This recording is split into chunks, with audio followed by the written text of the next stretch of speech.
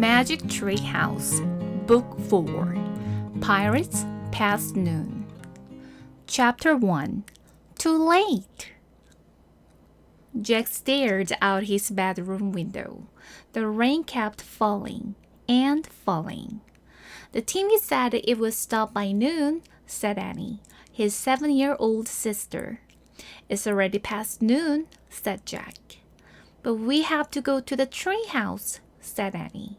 I have a feeling the ant person will be there today. Jack pushed his glasses into place and took a deep breath. He wasn't sure he was ready to meet the ant person yet. The mysterious person who had put all the books in the magic tree house. Come on, said Annie. Jack sighed. Okay, he said. You get our raincoats and boots. I'll get the medallion and bookmark. Annie ran to get their rain gear. Jack reached into his drawer. He took out the medallion. It was gold. The letter M was engraved on it. Then he took out the bookmark. It was made of blue leather. It had the same M on it. Both M's matched the M that was on the floor of the treehouse. Jack put the medallion and bookmark into his backpack. Then he threw in his notebook and pencil. Jack liked to take notes about important things. I got our rain stuff, called Annie. Jack picked up his pack and went downstairs. Annie was waiting by the back door. She was putting on her boots. Meet you outside, she said. Jack pulled on his raincoat and boots. Then he put on his backpack and joined her. The wind was blowing hard.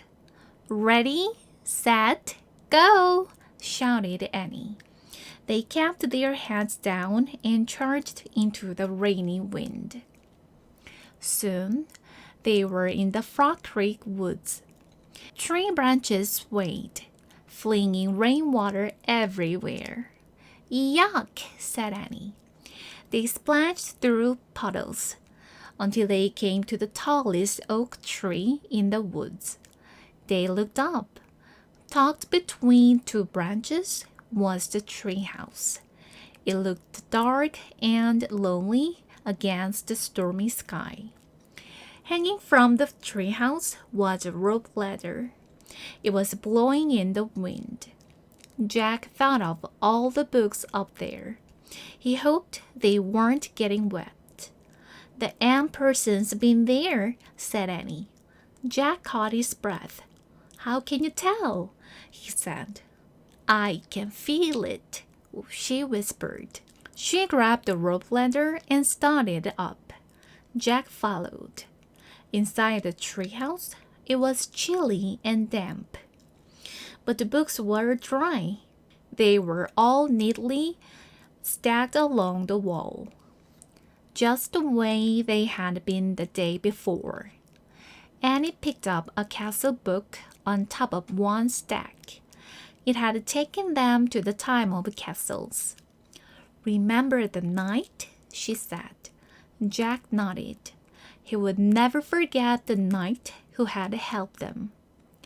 Annie put down the castle book. She picked up the next book on the stack. It was the dinosaur book that had taken them to the time of the dinosaurs. Remember? She said. Jack nodded. He'd never forget the pteranodon who had saved him from the Tyrannosaurus Rex. Then Annie held up a book about ancient Egypt. Meow, she said. Jack smiled. The Egypt book had taken them to the time of pyramids. A black cat had come to the rescue there. And here's the book about home, Annie said. She held up the book with the picture of their hometown in it. Frog Creek, Pennsylvania. Jack smiled again. The Pennsylvania book had brought them back home at the end of each of their adventures. Jack sighed. Okay, He still had two main questions. Who was the person who had put all the books here? And did the knight, the pteranodon, and the cat all know the person? Finally, Jack reached into his backpack. He took out the gold medallion and the leather bookmark. He placed them on the floor, right over the spot where the M glowed faintly in the wood.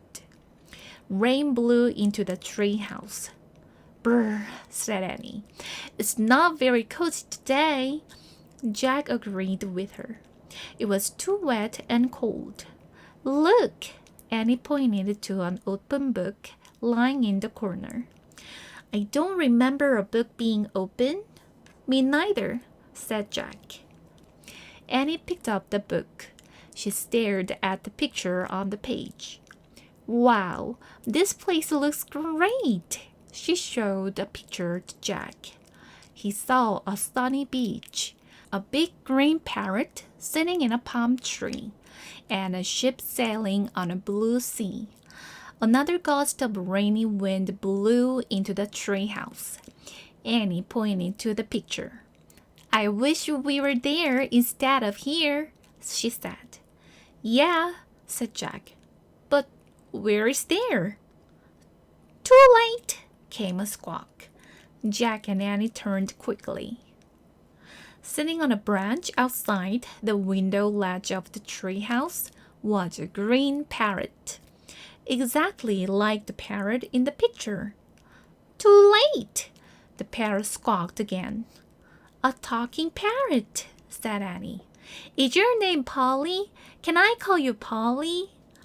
Suddenly, the wind started to whistle. Oh no, now we're in big trouble, said Jack. The wind blew harder. The leaves shook. The treehouse started to spin, faster and faster. Jack squeezed his eyes shut. Then everything was still, absolutely still.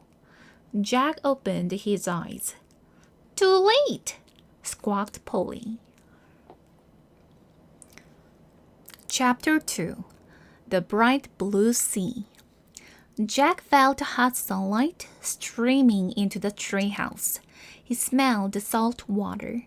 He heard the sound of waves. He and Annie looked out the window. The treehouse was in a palm tree. Beyond was a bright blue sea. A tall sailing ship was on the horizon. It was just like the picture in the book. Too late, squawked Polly. Look, said Annie. Polly was flying in circles above the treehouse. Then she swooped down to the ocean. Come on, let's follow her. Let's go in the water, said Annie.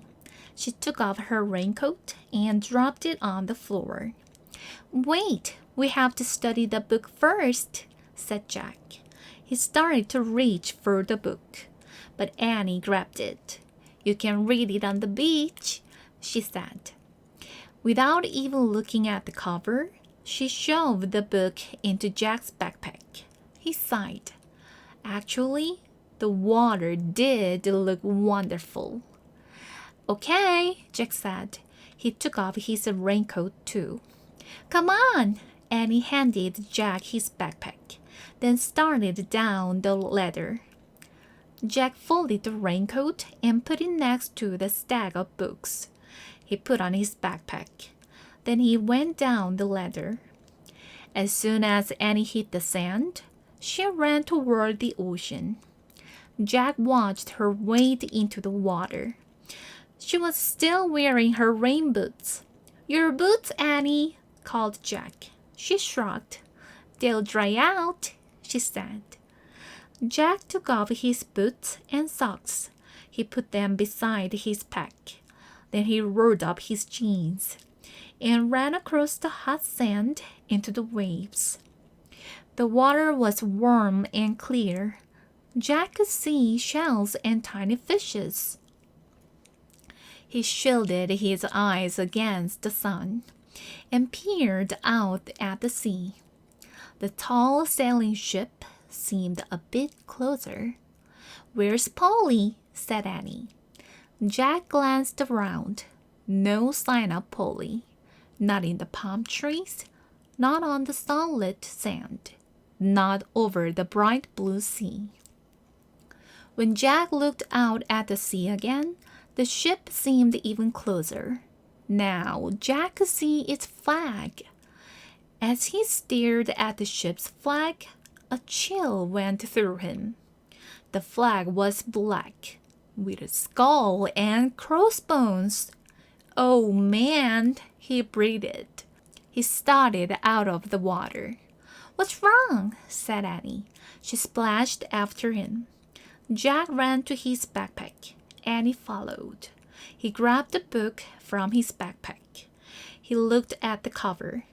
For the first time, he and Annie read the title of the book. "Yikes!" said Annie. "Pirates of the Caribbean," Jack read aloud. Chapter 3. 3 Men in a Boat. "We've come to the time of pirates," Jack said. "Pirates?" squeaked Annie. "Like in Peter Pan?" Jack flipped to the picture that showed the parrot, the sea, and the ship. He read the caption under the picture.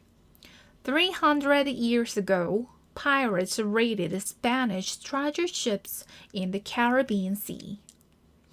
He grabbed his notebook and pencil from his pack. He wrote, "Pirates in the Caribbean." He turned to the next page. There was a picture of a pirate flag. He read, "The skull and crossbones flag was called the Jolly Roger." "Let's go," said Annie. "Wait," said Jack. "I want to make a drawing of the flag." He propped the pirate book in the sand. He started drawing the Jolly Roger flag. "Don't copy the picture in the book," said Annie. "Look at the real thing." But Jack pushed his glasses into place and kept drawing. "Jack, some pirates are getting into a rowboat," said Annie. Jack kept drawing. "Jack, the boat's leaving the big ship," said Annie. "What?" Jack looked up. "Look!" Annie pointed. Jack looked. He saw the rowboat coming toward the shore. "Run!" said Annie. She started running toward the treehouse. Jack jumped up. His glasses fell off. "Hurry!" Annie called back to him. Jack went down on his knees. He felt for his glasses. Where were they? Jack saw something glinting in the sand. He reached for it. It was his glasses. He snatched them up. Then he threw his notebook and pencil into his pack. He put the pack on his back. He grabbed his boots and his socks, and he took off running. "Hurry! They're coming!" Annie was at the top of the rope ladder. Jack looked back at the sea. The pirates were closer to the shore. Suddenly, Jack saw the pirate book. In all the confusion, he had forgotten it. It was still propped in the sand. "Oh man, I forgot the book," he said. He dropped his socks and boots below the treehouse. "Come on, Jack," Annie shouted. "I'll be right back," Jack called. "I've got to get the book." "Jack, forget it." But Jack was already running toward the water. Jack grabbed the book. "Come back," Annie shouted. Jack shoved the book into his backpack. Suddenly, a giant wave carried the rowboat right onto the beach. "Run, Jack!" shouted Annie. 3 big pirates splashed onto the sand. They had knives in their teeth. They had pistols in their belts. They charged toward Jack. "Run, Jack, run!" cried Annie. Chapter 4 Vile Booty. Jack started to run across the hot sand. He ran as fast as he could. But the pirates ran faster. Before Jack knew it, the biggest pirate had grabbed him. Jack struggled, but the pirate had huge, strong arms. He held on to Jack and laughed a mean, ugly laugh. He had a shaggy black beard. A patch covered one eye. Jack heard Annie yelling. He saw her coming down the rope ladder. "Stay where you are!" Jack shouted, but Annie kept coming. "Leave him alone, you bully!" she cried. The other two pirates laughed meanly. They were dirty and ragged. Annie charged up to the biggest pirate. "Let him go," she said. She hit the pirate with her fist and kicked him. But the pirate just growled. Then he grabbed her too, and with his giant hands, he held Jack and Annie as if they were two kittens. "No one escapes Captain Bones," he roared. His breath was terrible. "Let go!" Annie shouted into his face. But Captain Bones just smiled. All his teeth were black. Annie felt silent. Captain Bones laughed loudly. Then he turned to the other two. "Find out what's in their house, you dogs," he said. Aye, Captain," they answered.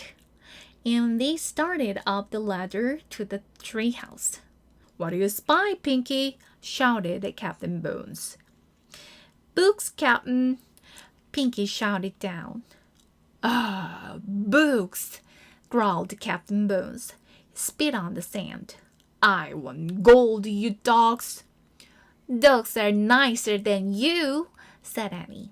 "Shh," said Jack. "What about you, Stinky?" Captain Bones roared. "Just books, Captain," shouted Stinky. "Ah, books," said Captain Bones. He spit on the sand again. "I hate books. Keep looking, dogs. Find me something good." Captain Bones grabbed Jack's backpack. "What's in here?" he said. "Nothing." Jack quickly opened the pack. "Just paper, a pencil, a book." "Another book," roared Captain Bones. "That's vile booty." A gleeful shriek pierced the air. Captain Bones froze. "What's that?" he shouted. "Look, Captain, look!" Pinky leaned out the treehouse window. He held the medallion. It glimmered in the sunlight. "Oh, brother," thought Jack. "Throw it down!" cried Captain Bones. "It's not yours!" shouted Annie. Captain Bones dropped Jack and Annie. He caught the medallion as it fell. "Gold! Gold! Gold!" he cried.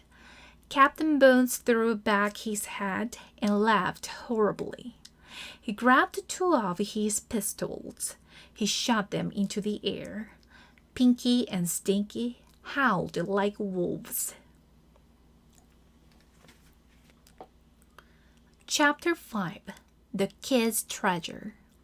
Jack and Annie watched in horror. The gold-greedy pirates seemed to have lost their minds. Jack nudged Annie. Together, they started to back slowly away from the pirates, toward the treehouse. "Halt!" Captain Bones shouted. He aimed his pistols at them. "Not another step, lubbers!" Jack and Annie froze. Captain Bones grinned his black-toothed grin. "Tell old Bones where the rest is," he growled, "or prepare to meet thy doom." What rest?" said Annie. "The rest of the treasure!" roared Captain Bones. I know it's on this island. I have a map. He reached into a belt pouch and pulled out a torn piece of paper. He waved it at Jack and Annie. Is that a treasure map? Asked Jack. Aye, it's the map telling about kids' treasure. Which kids' treasure? Not us kids, said Annie. We don't know anything about a kid's treasure. Why don't you read the map? Said Jack. You read it. Captain Bones shoved the map into Jack's face. Jack stared at the strange marks on the paper. What does that mean? Asked Jack. What does what mean? Asked Captain Bones. Those words. Jack pointed at the words at the bottom of the map. Well, it means... Captain Bones' good eyes squinted at the writing. He frowned. He coughed. He rubbed his nose. Oh, leave him alone, Pinky growled at Jack. You know he can't read, said Stinky. Shut up, Captain Bones roared at his man. Jack and I can read, Annie piped up. Shh, said Jack. Captain, make him read the map, said Stinky. Captain Bones gave Jack and Annie a dark look. Read it, he growled. Then, will you let us go? Said Jack. The pirate squinted his good eye. Aye, lubber, when the treasure's in me hands, I'll let you go. Okay, said Jack. I'll lead it to you. He looked at the map. It says the gold doth lie beneath the whale's eye. Huh? Captain Bones scowled. What's that supposed to mean, lubber? Jack shrugged. Hang it, take them back to the ship, shouted Captain Bones. They can rot there till they're ready to tell us how to find kids' treasure. Jack and Annie were tossed into the rowboat.